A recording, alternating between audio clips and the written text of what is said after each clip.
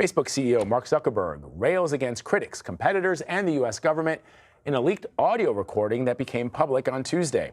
Yesterday, The Verge published 2 hours worth of audio from internal Facebook meetings led by the CEO. Zuckerberg told employees the company would be ready to, quote, go to the mat and fight if Senator Elizabeth Warren is elected president in 2020. The Democratic candidate has frequently called for the breakup of Facebook and other tech giants. Ed O'Keefe has a report.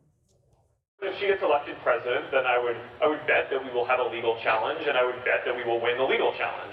In leaked audio, Facebook CEO Mark Zuckerberg tried to assure employees during a July meeting that he would push back against a plan by Senator Elizabeth Warren to break up big tech companies. Does that still suck for us?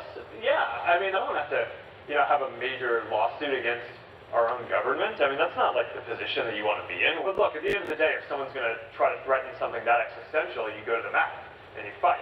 Warren fired back on Twitter.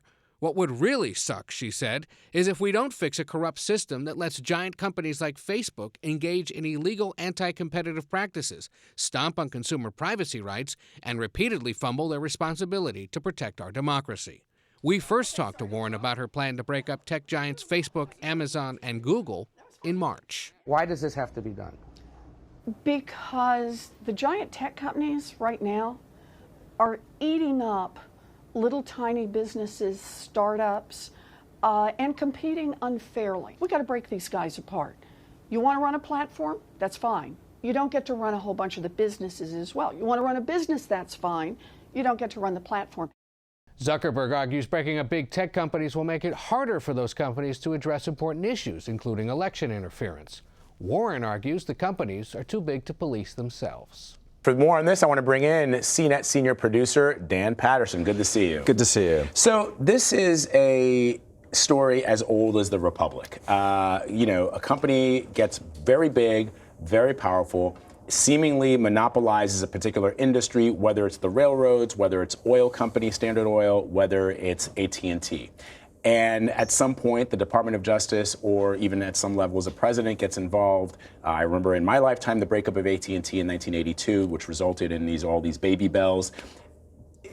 So when Zuckerberg says he's going to fight, I guess it's less about Elizabeth Warren and just more about being the CEO of a large company that is being threatened by a breakup. Yeah, right. Vlad, your historical analogy is fantastic because you could pluck the audio that Zuckerberg was caught on tape at their all-hands meeting. You could pluck that out and kind of pluck out audio from almost any all-hands meeting. J.D. Rockefeller could have said it. Right. So this was language that wasn't quite confrontational, but it wasn't as he wasn't quite contrite with lawmakers and regulators. But he did say, hey, look, this is our fault. We'll fix the problems.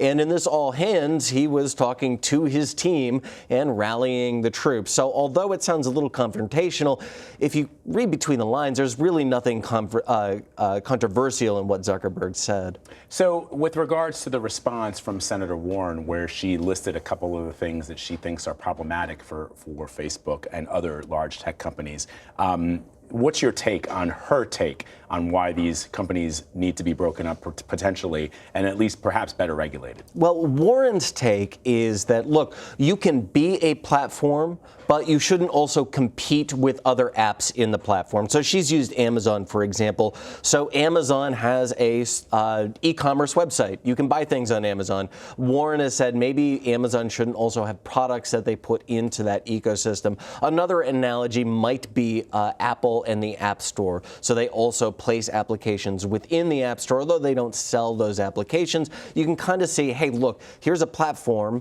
and a company that also puts their own applications into the platform.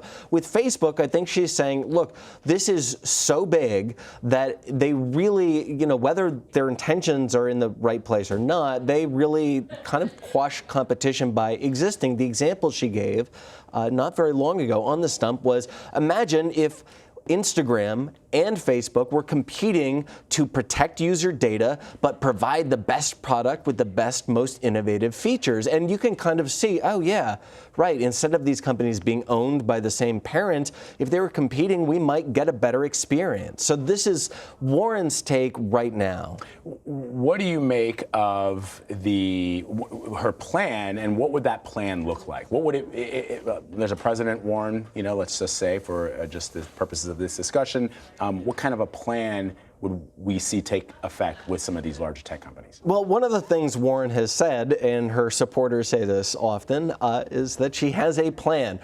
Right now, the plan is still a little opaque, but I think that in one word, we could sum up that plan as regulation. Expect these companies to, if Warren is elected, to be splintered or to at least be regulated in ways that put a little more power back into the hands of consumers.